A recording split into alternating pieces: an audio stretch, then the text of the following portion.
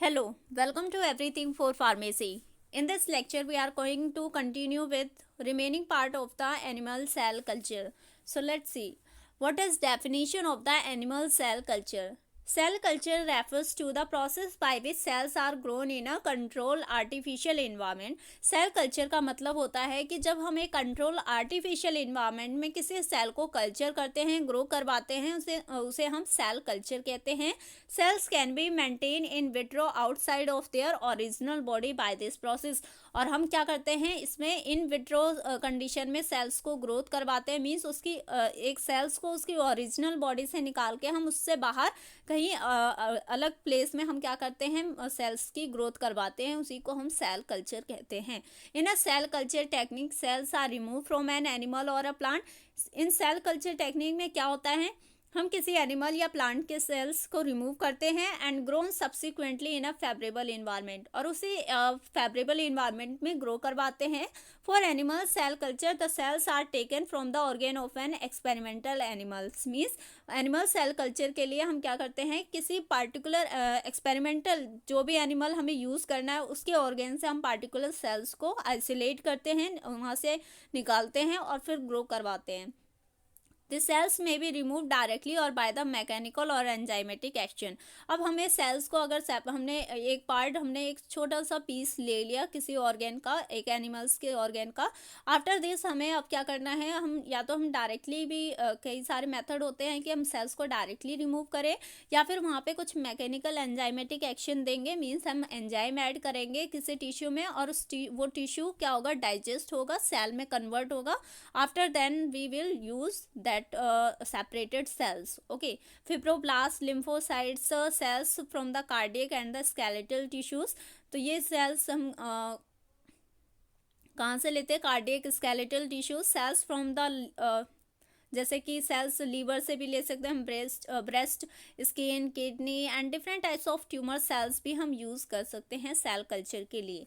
Process of the cell culture. अब cell culture के लिए हमारे पास क्या प्रोसेस है. फर्स्ट है हार्वेस्ट द सेल. मीन्स हम सेल को क्या करेंगे, हार्वेस्ट करेंगे, प्रिजर्व करेंगे. Isolate cells with the use of appropriate enzyme. अब हमें सेल्स को क्या करना है, सेपरेट करना, आइसोलेट करना है. क्योंकि जब भी हम किसी और एनिमल से उसका ऑर्गेन एक पीस भी हम ऑर्गेन लेते हैं तो फिर क्या होगा, वो टिश्यूज़ होते हैं. तो टिश्यूज़ को हमें सेल में पहले कन्वर्ट करना पड़ेगा, और ये जब ही होगा जब हम उसमें कुछ एंजाइम्स डालेंगे या कुछ मैकेनिकल मेथड अप्लाई करेंगे. उसके बाद हम क्या करेंगे, apply the isolated cell on to an appropriate growth media in a culture dish. अब हमें एक कल्चर डिश लेना है. कल्चर प्लेट में हमें क्या करना है, अपने आइसोलेटेड सेल को ऐड करना है उस कल्चर प्लेट में, क्योंकि हमें उसकी ग्रोथ करवानी है. ओके, जैसे कि हमने एक कल्चर प्लेट ली. This is our culture plate. Okay, अब इस कल्चर प्लेट में हमें क्या करना है, हमें किसी अपने जो भी सेल्स को आइसोलेट किया है उसे इसमें ऐड करना है. ओके, दिस इज ऐड, हमने ऐड कर दिया इस कल्चर प्लेट में. उसके बाद क्या करना है, culture cells by placing the culture dish in a cell incubator. Okay, अब हमें क्या करना है, जब हमने यहाँ पे अपनी कल्चर प्लेट में अपने सेल्स को डाल दिया है, अब हमें क्या करना है, उस कल्चर मीडिया को इंक्यूबेट करने के लिए इंक्यूबेटर में रख देना है. This subculture cells to obtain a pure culture और bypass some problems such as a senescence. Means अब हमें क्या करना है, कई बार हम सब कल्चर की ज़रूरत होती है. सब कल्चर के लिए हम क्या करते हैं, जो ये कल्चर प्लेट हमने इंक्यूबेटर में रखा है उस कल्चर प्लेट से हम फिर से एक सेल आइसोलेट करेंगे, उसे दूसरे हम battery plate means culture media में ऐड करेंगे और फिर इंक्यूबेट करेंगे. This is a part of subculture. लेकिन अभी हमने यहाँ इंक्यूबेटर में रख दिया है. Verify the culture cells are of the cell type of interest. अब हमें क्या करना है, ग्रो आफ्टर इंक्यूबेटर, मतलब हमने इंक्यूबेटर में उसे रख दिया. आफ्टर 2 to 3 days हमें क्या करना है, ये आइडेंटिफाई करना है कि जो सेल हमने ग्रो करवाया है वो वही सेल्स है जो हमें चाहिए थे या फिर कुछ और. ओके, किसी और पार्ट के या फिर किसी और ऑर्गेन से ना हो. This cells are ready to be manipulated और modified for the experimental procedure. Now जब हमने वेरिफिकेशन कर लिया कि हमारा सेल सही ग्रो हुआ है, जो भी हमें चाहिए था उस तरह का सेल है, after this we will work on our experiment for the experiment if we are, अगर हम ये चाहते हैं कि हम वहाँ पे जीन मॉड्यूलेशन करें, जीन मैनिपुलेशन करें, तो हम कुछ भी कर सकते हैं, या फिर टेस्टिंग करनी है, ड्रग की टेस्टिंग करनी है, ओके, वैक्सीन टेस्टिंग करनी है, तो उस कंडीशन में जो भी करना है अभी हमारा सेल रेडी होगा। What are the types of the cell culture, अब हमें देखना है कि सेल कल्चर के कितने टाइप्स होते हैं। Based on the number of the cell division cell culture can be classified as, cell division के बेस पे हमने क्या किया है, सेल कल्चर को दो पार्ट में डिवाइड किया है। फर्स्ट है हमारा primary cell culture, second is the cell lines. Okay, cell lines can undergo either finite or the infinite cell division.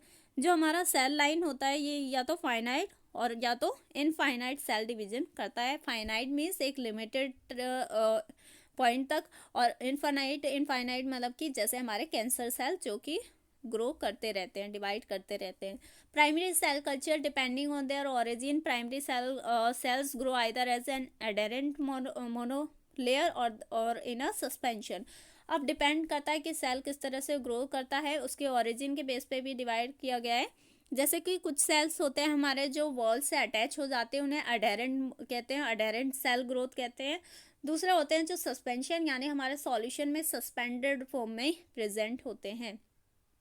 Okay, यहाँ पे हम देख सकते हैं जैसे कि हमारा क्या हो गया, ये हमारा ट्यूब है, ट्यूब में हमने कोई सॉल्यूशन प्लेस किया है, उसमें सेल्स को डाला। ओके, अब हमने यहाँ पे सेल्स को डाला, ये हम अपने सेल को ऐड करेंगे। तो कुछ कई बार होता है कि हमारे कुछ सेल होते हैं जो बॉटम पे चले जाते हैं, मीन्स वो उन्हें एक सपोर्ट की ज़रूरत होती है, एडेरेंट होते हैं, उन्हें बिना सपोर्ट के वो ग्रोथ नहीं कर सकते, तो वो सपोर्ट के लिए एक मोनोलेयर फॉर्म करेंगे हमारे बॉटम पार्ट पे, और वहाँ पे वो ग्रोथ करते हैं। लेकिन दूसरी तरफ हमारे हो गए, एक दूसरा हमने ट्यूब लिया है, उसमें क्या है, उसमें भी हमने फिर से दूसरा टाइप का सेल ऐड किया है। कुछ ऐसे होंगे जो हमारे ऐसी सस्पेंडेड होंगे, वो बॉटम पे स्टिक नहीं होंगे, ना ही वॉल्स पे स्टिक होंगे, वो सस्पेंडेड फॉर्म में ही ग्रो करेंगे। Okay, confluent culture and the necessity of the subculture, ये हमारा थर्ड पॉइंट है। ओके, देखेंगे हम आगे क्या है। Secondary cell culture cell lines, अब ये हमारा प्राइमरी सेल कल्चर हो गया। Secondary cell culture and the cell lines क्या होता है, on the basis of the life span of the culture, means secondary culture में क्या है कि उसके लाइफ स्पान के बेस पे cell lines are categorise. Like मैंने बोला था कुछ होते हैं फाइनाइट सेल लाइन, कुछ होते हैं continuous cell lines. Finite means जो हमारे एक लिमिटेड टाइम तक ही ग्रो करते हैं, उसके बाद वो डेड कर जाते हैं, उसके बाद वो किसी तरह का डिवीजन शो नहीं करते। लेकिन दूसरे हो गए हमारे कंटिन्यूअस सेल लाइंस, मीन्स ये ग्रो करते चले जाते हैं और इन्हें हम जब तक चाहें तब तक यूज कर सकते हैं। फर्स्ट है हमारा primary cell culture, this is the cell culture obtain straight from the cells of a host tissue. Means ये डायरेक्टली कहाँ से होता है कि हम टिश्यू से हमने सेल लिया और उसकी ग्रोथ करवा दी। Okay, the cells dissociate, primary cells means हमने डायरेक्ट कहाँ से लिया, एक होस्ट मतलब किसी एनिमल या फिर प्लांट का टिश्यू लिया, उस टिश्यू से हमने सेल सेपरेट किया और उसे कल्चर करवाया, मीन्स ग्रो करवाया। After this the cell dissociate from the parental tissues are grown on a suitable container, means हम उसे सुटेबल कंटेनर में ग्रो करवाते हैं। And the culture thus obtained is called primary cell culture, और जो culture हमें मिलता है उसे हम प्राइमरी सेल कल्चर कहते हैं। Such cultures comprises mostly heterogeneous cells and most of the cells divide, means इस तरह के सेल कल्चर में क्या होता है, हेट्रोजीनस सेल्स होते हैं, मतलब कई सारे सेल्स, कई तरह के सेल्स हो सकते हैं। And most of the cell divide, और कुछ होते हैं कि डिवाइड कर रहे होते हैं only for a limited time के लिए ही। However these cells are much similar to their parent, और जबकि ये अपने पेरेंट से बहुत ज़्यादा सिमिलर होते हैं। एडेरेंट सेल्स फर्स्ट है हमारा, जो प्राइमरी सेल कल्चर का फर्स्ट टाइप है adherent cells. These cells are the anchorage dependent, ये एंकरेज डिपेंडेंट यानी कि किसी सपोर्ट के थ्रू ही ये ग्रो करते हैं, मीन्स इन्हें एक सपोर्ट चाहिए होता है ग्रो करने के लिए। And propagate as a monolayer, और क्या करते हैं, हमने प्रीवियस स्लाइड में देखा कि यहाँ पे ये क्या कर रहे हैं, मोनोलेयर फॉर्म करते हैं। Okay, These cells need to be attached to a solid or the semi solid substrate for the proliferation. Means हम जैसे कि हमें क्या करना है, अगर हम लैब में ये वर्क कर रहे हैं तो हम एक कल्चर प्लेट लेंगे, कल्चर प्लेट में हमें अगार मीडिया ऐड करना पड़ेगा और उसे सॉलिडिफाई करके जब हम उस पर क्या करेंगे, अपने माइक्रोब्स को, ये सेल्स को ग्रो करवा सकते हैं, क्योंकि वो ऐसे सेल्स जो जिन्हें सपोर्ट की ज़रूरत होती है, यानी उन्हें सॉलिड या सेमी सॉलिड सरफेस चाहिए होता है ग्रो करने के लिए. These adhere to the culture vessel. ये क्या करते हैं, कल्चर वेसल पे जो भी हमने वेसल लिया है जिसमें भी हम ग्रो करवा रहे हैं अपने सेल्स को, उस कल्चर वेसल से क्या होते हैं, अडेयर हो जाते हैं, उस पर चिपक जाते हैं with the use of an extra cellular matrix which is generally drive from the tissues of N organ. जो कि कहाँ से आता है, उनमें अडेरेंट प्रॉपर्टी कहाँ से आती है, जो उनकी एक्स्ट्रा सेलुलर मैट्रिक्स होती है, वो जहाँ से हमने निकाला है उनके पास वो चीज़ें होती हैं ताकि वो अडेयर कर सके. दैट आर इमोबाइल, मतलब कि वो मोबाइल नहीं होते, मूव नहीं करते, embedded in a network of connective tissue. वो क्या होते हैं, एक कनेक्टिव टिश्यू बना के रखते हैं, जैसे कि हमारे fibroblast, epithelial cells, these are the adherent sales.